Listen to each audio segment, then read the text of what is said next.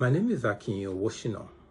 I am the Chief of the Hydrology and Hydraulics Bureau at the South Florida Water Management District. The South Florida Water Management District is a regional governmental agency that manages the water resources in the southern half of the state of Florida, covering 16 counties from Orlando to the north all the way down to the Keys, and serving a population of more than 9 million residents. It is the oldest and largest of the state's 5 water management districts and was created in 1949.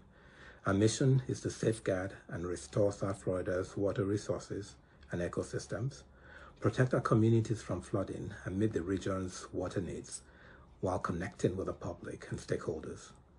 We're responsible for managing and protecting our water resources in South Florida by balancing and improving the often competing needs for flood control, water supply, water quality, and the natural system.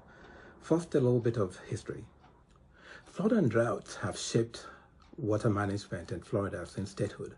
In the early 1900s, the focus was on draining the marsh so that people could settle Florida.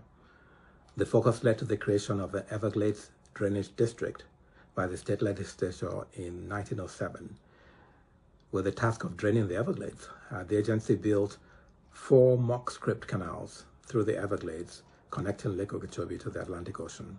Those canals were to be later improved by the U.S. Army Corps of Engineers, but that in a minute. And hurricanes in 1926 and again in 1928 that resulted in significant loss of life resulted in the formation of an Okeechobee Flood Control District by the state of Florida. 2 hurricanes in 1947 resulted in massive flooding, dropping more than 100 inches of rain, flooding millions of acres for up to 6 months. The response, in addition to previously mentioned canal improvements, was the construction of 85-mile-long Herbert Hoover Dike around much of Lake Okeechobee. Droughts between 1931 and 1935 exposed the unintended consequences of some of the flood control measures, as the overdrained Everglades suffered from some massive mock fires, and saltwater intrusion along the new canals resulted in contamination of drinking water wells. At the request of the state, Congress in 1948 authorized the Central and Southern Florida Project for flood control and other purposes. Florida in 1949 formed the Central and Southern Florida Flood Control District, which would later become the South Florida Water Management District, to be the local sponsor responsible for O&M of the project. This massive civil works project was designed and built by the Corps between 1950s and 1970s, and today includes more than 2,000 miles of canals, more than 2,000 miles of levees, more than 1,400 water control structures or project culverts, and 89 or so pump stations, making it possible to live and thrive in the 160 major drainage basins that represent the South Florida Water Management District. Much of those assets are 70 years old and have reached or are reaching or nearing the end of their design life. Several of these structures double as coastal salinity barriers. They are gravity spillways. They hold saltwater out of the canal system, but they also help discharge stormwater during flood conditions. As gravity spillways, they require a head difference between the inland water level and the tailwater conditions, which is the ocean, which have been changing with sea level rise. That is one of the first challenges that we have to deal with. There are several other challenges that we were able to find.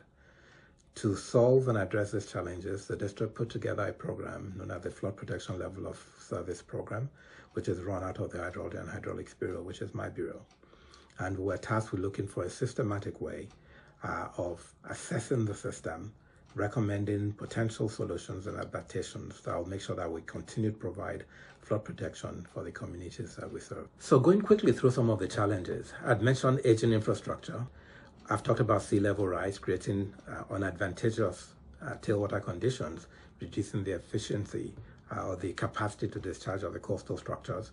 We also have some other climate change drivers. We have increased storminess, higher extreme rainfall events. We also have the fact that a lot of the underlying assumptions that the CNSF project was designed on, including areas that were going to be places where you could store water, have become obsolete. Many of those areas, which were agricultural areas by design, are now cities that need to be drained during a storm event. There are 3 other areas which are very important to us and for which we're working with partners. One of them is the fact that flood drivers is not just one single thing. It's not just rainfall causing flooding or storm surge causing flooding. We have a system where for most of our coastal and near coastal areas, you're looking at compound events. You have the combination of rain and storm surge with an elevated groundwater resulting from sea level increase. That's one part. The second part is that you're asking people to make decision makers to make large investments with underlying information that has a fairly large amount of uncertainty. So we're looking at techniques and methods of supporting decision making with deep uncertainty. And the third part is how do you properly evaluate project alternatives, capturing all of their benefits when our traditional tools and techniques look at just the damage avoidance from flooding for projects that may have ecological, social, or other type of benefits or impacts. And so that is one of the big challenges we have. How do you monetize and include into economic analysis the co-benefits or the potential other impacts of some of the projects that we propose? These are some of the areas that we're looking at. I'm sure there are other areas because the district's responsible for multiple things. I really love the idea of us working with academia for a couple of reasons. One, maybe we could solve some of the problems we have today. But one other reason where I'd like to kind of see the opportunity with programs such as yours is to see if we can get graduates coming out of these programs that could immediately bring value to the organizations. We're always hiring, and we'd like to bring people who could be very helpful on day one.